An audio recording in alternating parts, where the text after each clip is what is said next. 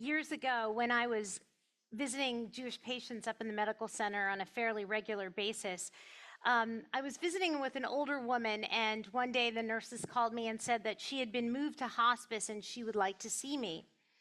So I went immediately to her room, and I came in and I pulled a chair up to the bed thinking we were about to have a very serious conversation. And she opened her eyes and saw me and smiled. And she pulled me in, and she pulled a piece of paper out of her. She must have been hiding it under the covers, and she handed it to me, and it had a name and a phone number on it. And she said, "This is my nephew's number. I want a wedding before I die."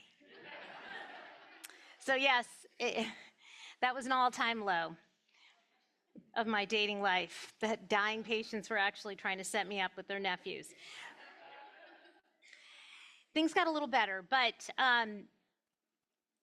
she was very good at trying to find some joy. And actually, I've been thinking a lot about her at this time of year, because I actually think that there is a link between this kind of joy and death. Bear with me for a minute. If I were to ask you, what's the most joyous Jewish holiday, what would you say? Would you say Hanukkah? What was that? Simchas Torah, that's a very good guess. What about Passover? That's a joyous one, right?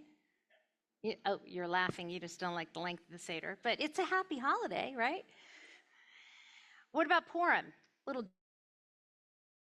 get to get drunk and dress up. What's not fun about that, right? That must be the most Jewish holiday, but no, it is not. Actually, what the rabbis say, the most joyous Jewish holiday is Yom Kippur.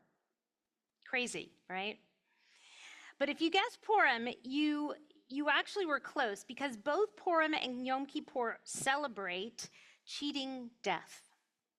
Haman was about to pull the trigger, about to kill all the Jews in Persia, but instead he finds himself swinging from the gallows. And on Yom Kippur, after praying and fasting and pleading with God to be written into the book of life, just as the gates are closing, we celebrate the fact that right now, in this moment, we are alive. The Mishnah explicitly states that Yom Kippur and Sukkot are the two most joyous holidays in the Jewish calendar. Now, Sukkot makes sense, camping out under the stars, eating good food, decorating a three-sided booth, but Yom Kippur, we're fasting, we're beating our chests, we're sitting in synagogue all day. It seems counterintuitive. But the rabbis say that Yom Kippur is in fact the most joyous holiday because on Yom Kippur, we are forced to confront our own mortality. And in so doing, we recognize that our lives are finite. We realize that life is precious, and we feel joy. In Hebrew, the word for joy is simcha. But the word simcha is not what we normally think of as joy or happiness. It's more nuanced than that. Simcha is not a fleeting moment of joy you might feel like when the Astros win, or when we finally experience weather that's below 90 degrees. The reason is that joy and happiness and pleasure are all states of mind and emotions. They belong to the individual, and we can feel them alone. Simcha, though, is not private. It is happiness, but it is happiness that is shared. Simcha is a social state. So there's no such thing as feeling simcha alone. Simcha is a deep, soulful, uplifting connection with others. It is a joy that is both inspired by and expressed with other people, so that when we create a simcha, we are effectively recognizing something that is life-affirming. A simcha is when we gather together in an authentic and loving way with others to celebrate life. And the joy we feel does not come from a heavenly promise of an afterworld. It's actually quite the opposite. A simcha is grounded in the reality of this world. A wedding, the birth of a child, the fact that we made it through another year until the next. There's a lot of sorrow in Jewish history, to be sure, but there's also tremendous joy because we create that joy ourselves. We are commanded to. When I teach my students about the Pale of Settlement, that swath of land in Eastern Europe where 80% of the world's Jewish population lived before World War II, we discuss the extreme poverty and the violent pogroms, which led to 2.5 million Jews immigrating from this region between 1880 and 1920. But we also talk about the rich Jewish life that flourished in the shtetls of Eastern Europe.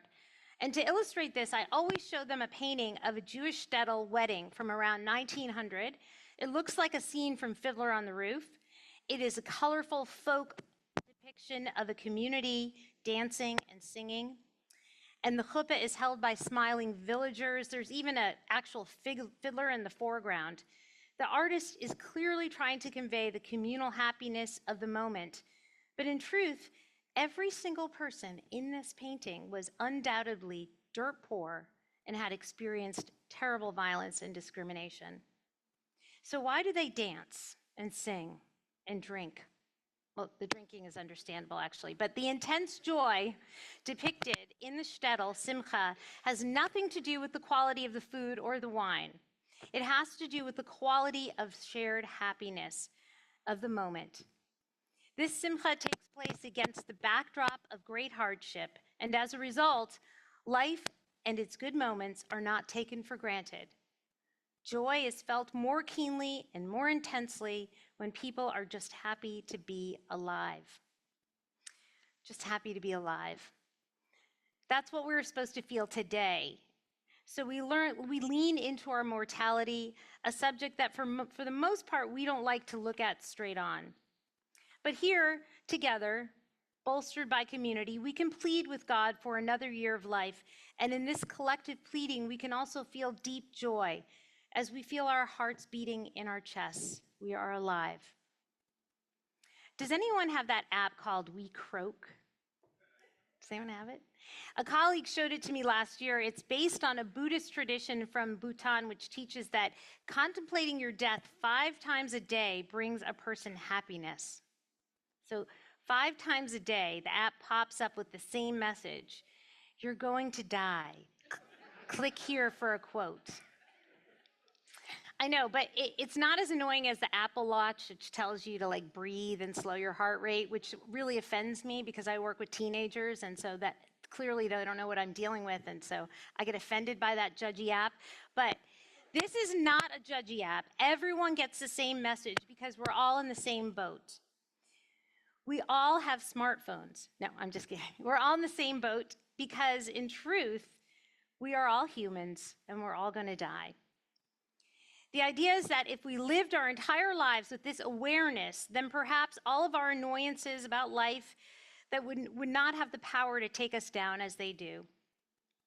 This is all about perspective, and perspective does get easier with age and experience. When I'm talking to a kid who's very upset, I listen, I affirm, but I try to provide perspective.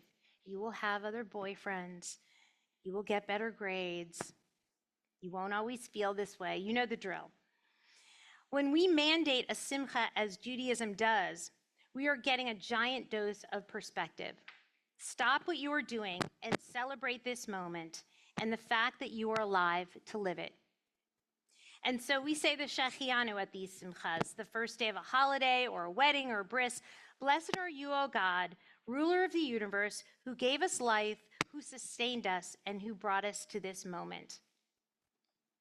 In the Torah, the word simcha appears only once in the books of Genesis, Exodus, Leviticus, and Numbers. But in Deuteronomy, the word simcha is used no fewer than 12 times.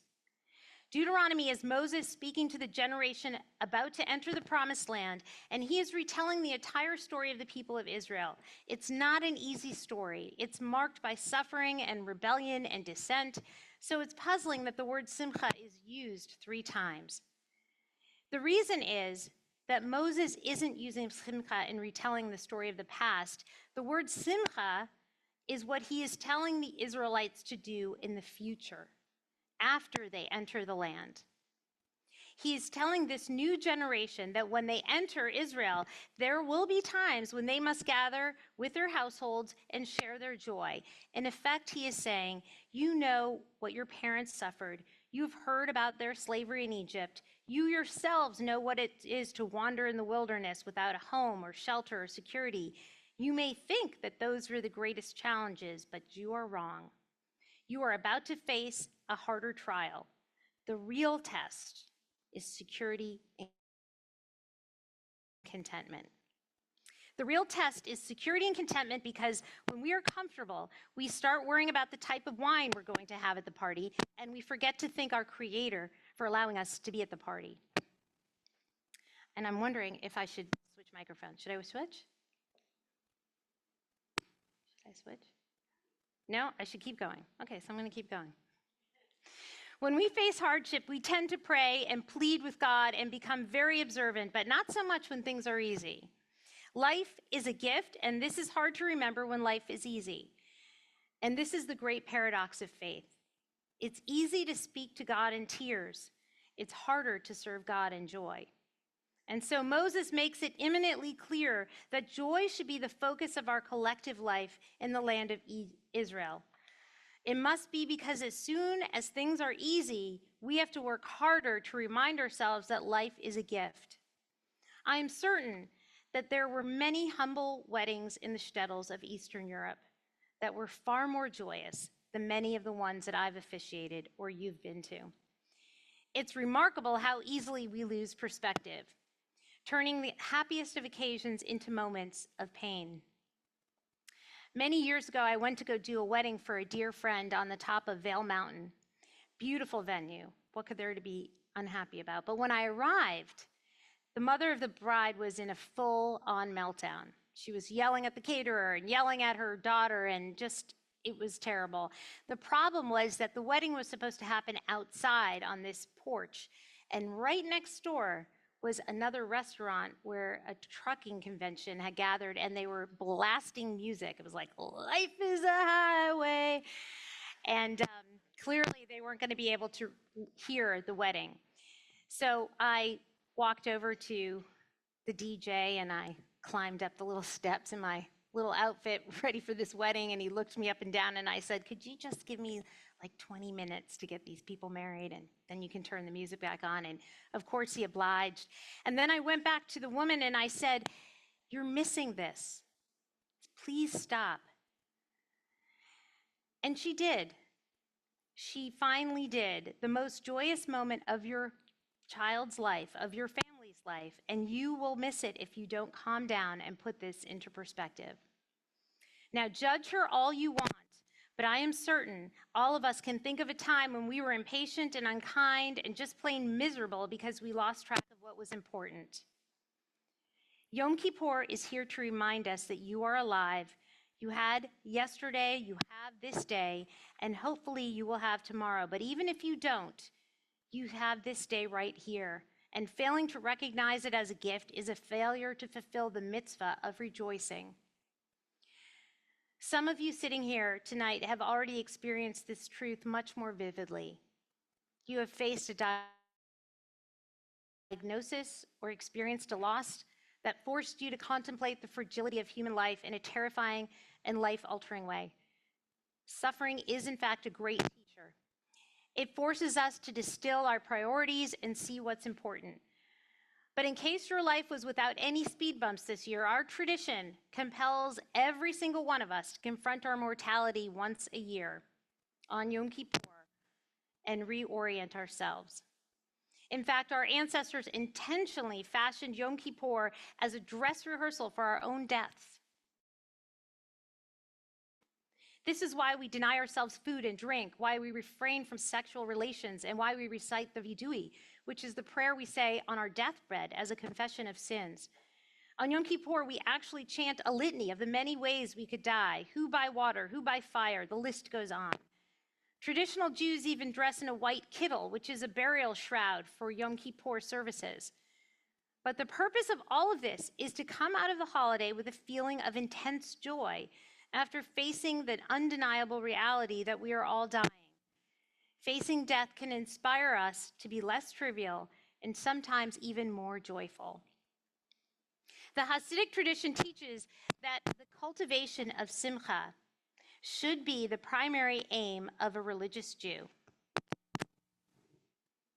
The ancient psalmist instructs, I don't know what to do. Let's get this on her. Okay. There we go. Okay, there we go. Hasidic tradition That's much better. Hasidic tradition teaches that the cultivation of simcha should be the primary aim of a religious Jew. The psalmist instructs, Ivdu et Hashem b'simcha, serve God with joy. And being joyful is not an option in Judaism. It is the very foundation of a spiritual life, and Scripture warns us that without joy, the worst things can happen. Deuteronomy lays out a list of horrific punishments and curses that will plague us on our journey if we do not serve God with joy and gladness of heart. It does feel like we're living through a biblical period of punishment right now. The world is literally heaving with pain of war, of corrupt governments, of natural disasters. I will be honest with you. I wake up in the middle of the night in absolute terror about what is happening in Israel, in Lebanon, in Gaza. I feel utterly helpless. And yet, if I return to tradition, I am told that my responsibility is to treasure life and celebrate with joy when there is cause for joy. And there is always cause for joy. Babies are born, people fall in love, children learn to walk and talk. There is still music left inside of all of us waiting to be played. Judaism teaches us that despite the suffering, or perhaps because of it, we must respond with joy. Perhaps this is why the holiday right after Yom Kippur is Sukkot, a holiday known as the season of rejoicing. The proximity of the two holidays is intentional. After surviving the death rehearsal of Yom Kippur, we are instructed to drive the first nail into our sukkah and rejoice in the Thanksgiving holiday. Like the commandment to celebrate with bride and groom on Sukkot, Scripture actually commands us to be joyful. You might ask, how can Judaism command us to be joyful? The answer is, it's in the translation. The verse is, not in Sukkot you shall feel joy, but rather you shall rejoice. We're not commanded to feel. No one can command you to feel a certain way, but we are commanded to do. And oftentimes, our tradition asks us to perform actions that lead to joy, including eating and drinking with friends. It's not a foolproof method. I'm not saying that the cure for depression is religious observance, but I am saying that sometimes we have to do first, and the feelings will follow.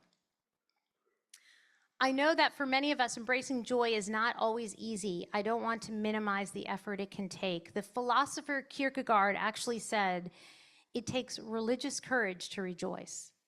And I can tell you in my experience, this is true. As a rabbi, I've seen people struggle. I've seen depression and loss, and I have faced pain in my own life. This is hardly a call to cheer up, and I don't believe that's what our tradition expects. But we do need to seriously consider how our tradition puts joy at the very center of our path forward from what hurts us. When we are down, we would do well to simply follow the tradition, almost like learning a dance, step by step.